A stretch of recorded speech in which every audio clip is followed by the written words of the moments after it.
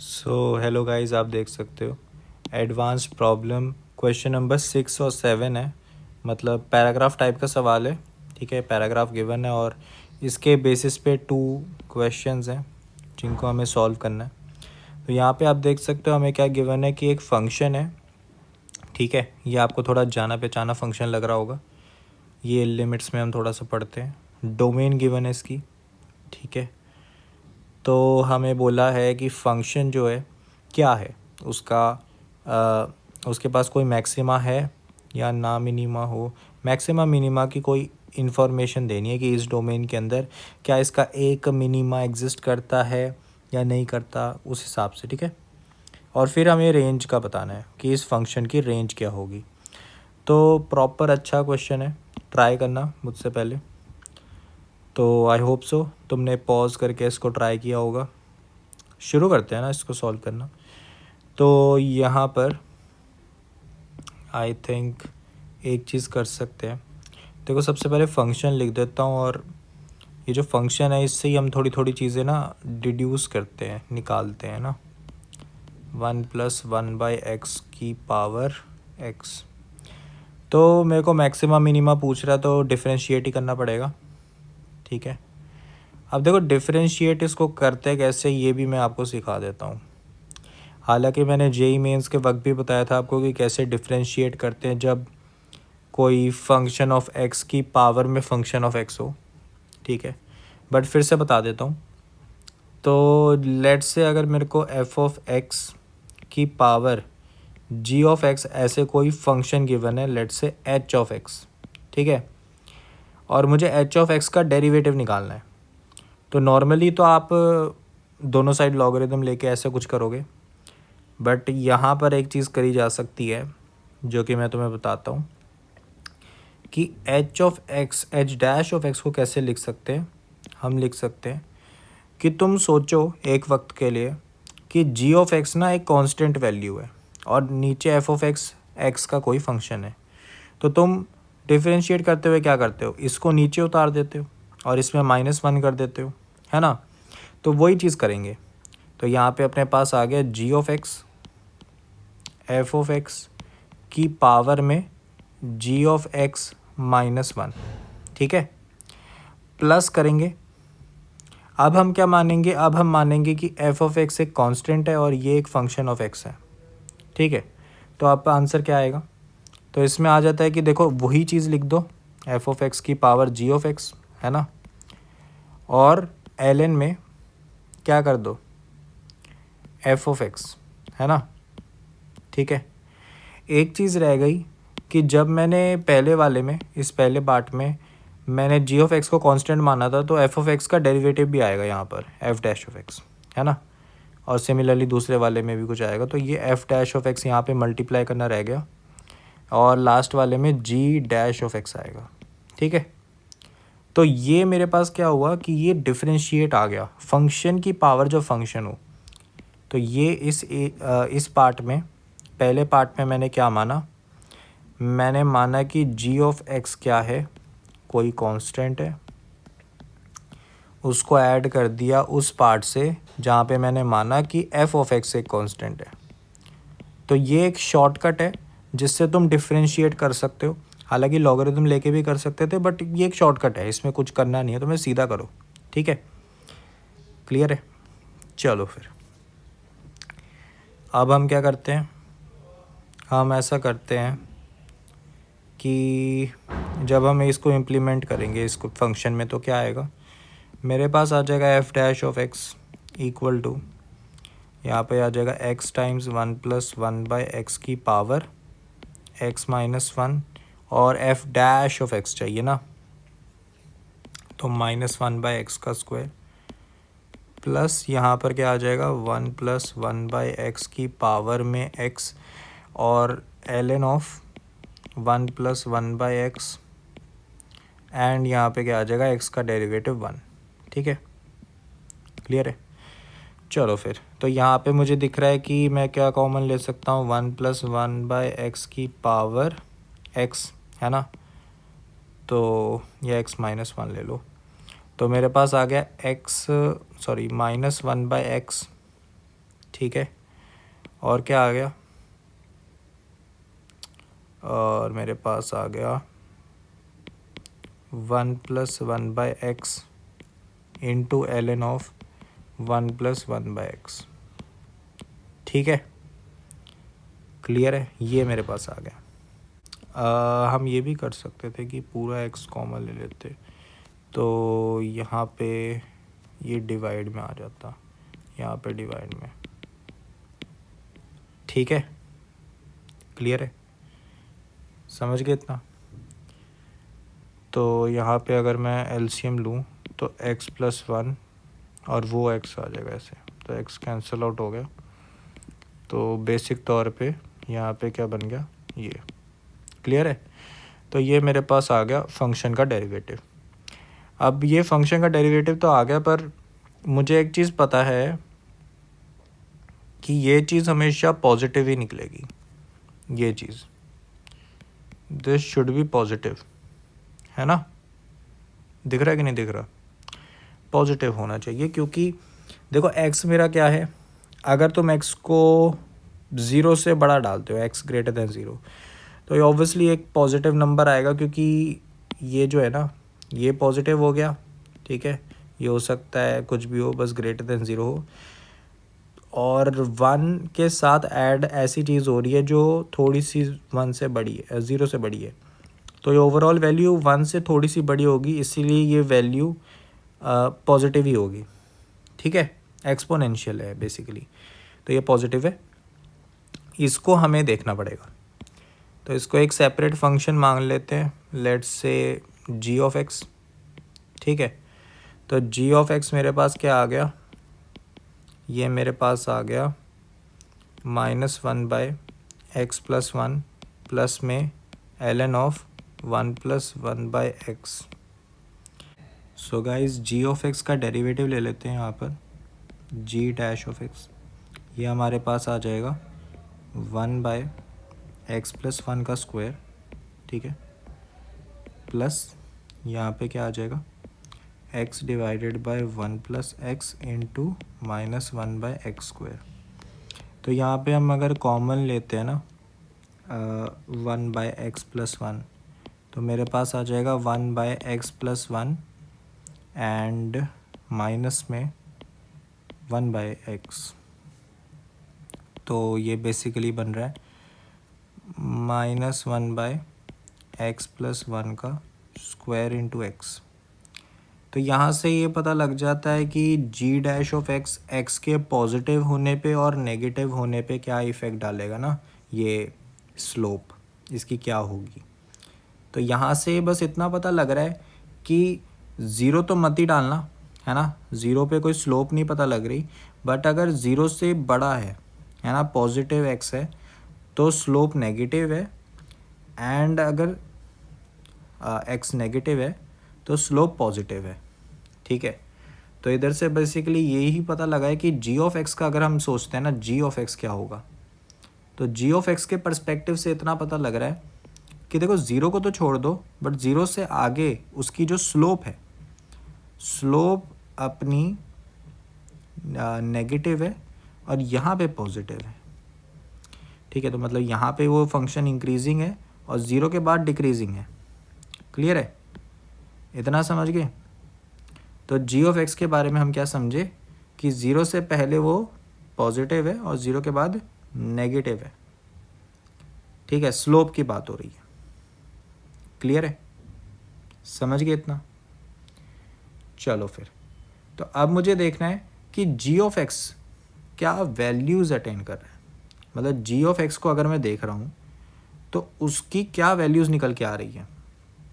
तो g(x) की अगर हम बात करें तो x मेरी डोमेन क्या थी, x मेरी डोमेन है -∞ से -1 और 0 से इन्फिनिटी। तो अगर मैं देखूं कि भाई g(x) की रेंज क्या होगी, है ना, क्योंकि मुझे g(x) का रेंज का थोड़ा अंदाज़ा लगेगा, तभी तो f'(x) को बता पाऊँगा। तो यहाँ से मुझे आइडिया लेना है कि देखो 0 पे तो ये अपनी मैक्सिमम वैल्यूज़ अटेन करेगा, लेकिन 0 से पहले ये हमेशा क्या है, पॉजिटिव था, तो इसकी मिनिमम वैल्यू कहाँ पे आनी चाहिए, -∞ पे, और मिनिमम वैल्यू इन्फिनिटी पे भी हो सकती है, ठीक है। तो अगर तुम इन्फिनिटी डालते हो तो क्या आएगा, इन्फिनिटी माइनस इन्फिनिटी वाली फॉर्म बन रही है। और अगर तुम माइनस इन्फिनिटी डालते हो, ठीक है, माइनस इन्फिनिटी डाला नहीं जा सकता, माइनस इन्फिनिटी डाला नहीं जा सकता, माइनस इन्फिनिटी डाला जा सकता है, हाँ डाला जा सकता है, ठीक है ठीक है। माइनस इन्फिनिटी पे वैल्यू क्या आ रही है जी ऑफ एक्स की, इन्फिनिटी आ रही है, इन्फिनिटी आ रही है, माइनस इन्फिनिटी पे नहीं, ज़ीरो आ रही है, ज़ीरो आ रही है, हाँ। जी ऑफ एक्स की जो वैल्यू है वो ज़ीरो को अप्रोच कर रही है एट माइनस इन्फिनिटी, और इन्फिनिटी पे क्या हो रहा है, ये इन्फिनिटी जा रहा है तो ये ज़ीरो जा रही है, ये इन्फिनिटी जा रहा है तो ये ज़ीरो जा रही है, और ओवरऑल वैल्यू भी ज़ीरो जाएगी। तो दोनों ही केसेस में जी ऑफ एक्स जो है ज़ीरो पहुंच रहा है, अपनी मिनिमम वैल्यू वो ज़ीरो अटेन कर रहा है। तो जी ऑफ एक्स की अगर हम बात करें तो जी ऑफ एक्स क्या कर रहा है, ज़ीरो से जस्ट ऊपर माइनस इन्फिनिटी पे पहुंच रहा है, और पॉजिटिव इन्फिनिटी पे जब अप्रोच करने की कोशिश कर रहा है तब भी ज़ीरो को पहुंच रहा है, और उससे पहले तो बस बढ़ ही रहा था, ठीक है। और ज़ीरो पे कोई वैल्यू नहीं देता क्योंकि ज़ीरो डिनोमिनेटर में ना, एक्स डिनोमिनेटर में। तो बेसिकली मुझे बस इतना पता लगा जी ऑफ एक्स ना हमेशा पॉजिटिव है, और अगर जी ऑफ एक्स हमेशा पॉजिटिव है, देखो यहाँ पे तो हमेशा वाई एक्सिस से ऊपर, एक्स एक्सिस से ऊपर है ना, तो ये हमेशा पॉजिटिव निकला। तो अगर ये हमेशा पॉजिटिव है तो इसका मतलब यहाँ पे भी ये हमेशा पॉजिटिव है, इसका मतलब एफ डैश ऑफ एक्स हमेशा पॉजिटिव है। तो अगर एफ डैश ऑफ एक्स मेरा हमेशा इंक्रीजिंग है तो इसका मतलब एफ ऑफ एक्स भी क्या है मेरा, sorry F dash of x अगर हमेशा पॉजिटिव है तो एफ ऑफ एक्स मेरा हमेशा एक इंक्रीजिंग फंक्शन है, ठीक है, एक इंक्रीजिंग फंक्शन है। और अगर ये हमेशा इंक्रीजिंग है, ठीक है, हमेशा ही इंक्रीज़ हो रहा है, तो बेसिकली मुझे अब इसकी बाउंड्रीज ही देखनी है कि ये बाउंडेड कैसे है फंक्शन, ठीक है। मतलब इन्फिनिटी पे कहाँ जा रहा है, ज़ीरो पे कहाँ जा रहा है, माइनस वन पे कहाँ जा रहा है, और माइनस इन्फिनिटी पे कहाँ जा रहा है। तो बस अब लिमिट्स ही लगानी है, ठीक है। एफ ऑफ एक्स की value X tends to infinity पे हम ऑलरेडी जानते हैं, अगर आप लिमिट्स पढ़ चुके हो ना तो आपको ये बाय जैसे कहते हैं मेमोरी में एकदम से आ जाता है, वैसे आना चाहिए कि देखो एफ ऑफ एक्स पे अगर तुम लिमिट लगाते हो एक्स टेंड्स टू इन्फिनिटी तो तुम्हारे पास क्या आंसर आना चाहिए, क्या आंसर आना चाहिए भाई, तुम्हारे पास आंसर आना चाहिए ई, सही बात है कि नहीं। और सिमिलरली अगर माइनस इन्फिनिटी भी हो तब भी आपने सॉल्विंग में करा ही होगा कि वो भी ई ही आता है, सही बात है कि नहीं। अगर तुमने नहीं सॉल्व करी ऐसे ये लिमिट तो भाई एक बार सॉल्व करने की ट्राई करो, ये बहुत ही बेसिक फॉर्मूले में आ जाती है। तो अब जो बाकी दो है वो हम सॉल्व करेंगे, limit X tends to zero positive F of X and limit X tends to minus one negative F of X. ये दो हम अगर सॉल्व कर ले तो हमारा आंसर हो जाएगा। यहाँ ध्यान रखना ये minus one negative and zero positive मैं कैसे चूज़ कर रहा हूँ इंटरवल से, कि इंटरवल में माइनस इन्फिनिटी से माइनस वन जा रहा हूँ, तो अगर नंबर लाइन में देखूँ तो ये माइनस वन हो गया, तो लेफ़्ट साइड से अप्रोच कर रहा हूँ तो नेगेटिव, ठीक है, कि लेफ़्ट हैंड साइड है तो इसलिए माइनस साइन लगाए। अगर ज़ीरो पॉजिटिव की बात कर रहा हूँ तो ज़ीरो पॉजिटिव इसलिए क्योंकि राइट हैंड साइड से अप्रोच करूँगा, ठीक है ना, क्लियर है। चलो फिर अब हम क्या करते हैं, इन दोनों को सॉल्व करते हैं। तो ज़ीरो के लिए सॉल्व करते हैं सबसे पहले, तो अपने पास आएगा limit X tends to zero positive one plus one by X की पावर एक्स। इसमें हम बेसिकली क्या करते हैं, इसको एल के बराबर मान के दोनों तरफ लॉगरिदम लेते हैं, क्योंकि ये जो लिमिट है ना ये एक्चुअल कौन सी फॉर्म की है, इन्फिनिटी की पावर ज़ीरो, ठीक है। तो इसमें लॉगरिदम लिया जाता है, तो लॉगरिदम लिया तो x को नीचे उतार लेंगे, ln of one plus one by X बन गया, limit x tends to zero positive. अब यहाँ पे x को डिनोमिनेटर में ले जाओ, और ये तो लॉपिटा वाली फॉर्म है क्योंकि क्या है, इन्फिनिटी डिवाइडेड बाय इन्फिनिटी है ना, इन्फिनिटी बाई इन्फिनिटी वाली फॉर्म बन गई है। तो इस पर लॉपिटा लगाओगे तो क्या बनेगा, x divided by 1 plus x minus 1 by x square, नीचे क्या बन रहा है -1 बाई एक्स स्क्वायर। तो -1 बाई एक्स स्क्वायर को हम ऊपर नीचे काट सकते हैं। लिमिट क्या बनी हुई है, x टेंड्स टू 0 पॉजिटिव। अगर अब मैं लिमिट को लिखूं तो क्या बन रही है, limit x tends to 0 positive x divided by 1 plus X. अगर x को 0 डाल दे तो ये 0 आ जाती है और ये ln ऑफ l के बराबर आ गया। l की वैल्यू क्या निकल गई, e की पावर 0 यानी 1, यानी 1 आया वैल्यू, 1 इस लिमिट का आंसर आया। अब -1 नेगेटिव देखते हैं। तो limit x tends to -1 negative 1 plus 1 by X की पावर x। फिर से अब हमें क्या करना पड़ेगा, ये 0 की पावर में -1 बन गया है। अगर तुम इसकी फॉर्म देखना चाहते हो ना तो देखो, -1 बना, ये -1 बना, तो ये -1 बना, ये 0 जा रहा है अंदर वाला, ये -1 जा रहा है। तो 0 की पावर -1 मतलब 1/0, तो ये लगभग इन्फिनिटी जा रहा है ना। ठीक है, अब यहाँ पे तुम्हें ये सोचना है कि ये पॉजिटिव इन्फिनिटी जाएगा कि नेगेटिव इन्फिनिटी जाएगा, ये बड़ा अच्छा सवाल है। तो यहाँ पे तुम्हें सोचना होगा कि ये जो -1 है ये नेगेटिव है, तो इसको बड़ा ध्यान से नंबर लाइन से सोचो। ये -1 है, इससे लेफ्ट हैंड साइड देख रहे हैं तो वो क्या बनता है, लेट्स से मैं ऐसे रिप्रेजेंट करता हूँ -1 माइनस एच, एच यहाँ पे कोई पॉजिटिव क्वांटिटी है तो ये हो गया अपना -1 नेगेटिव। तो मैंने उसको डाल दिया -1 माइनस एच। ठीक है, क्लियर है। तो अगर मैं माइनस साइन को हटा दूं, माइनस साइन यहाँ ले गया, तो ये जो क्वांटिटी बनी ना ये 0 से छोटी हो, मतलब एक फ्रैक्शनल पार्ट है, फ्रैक्शन है।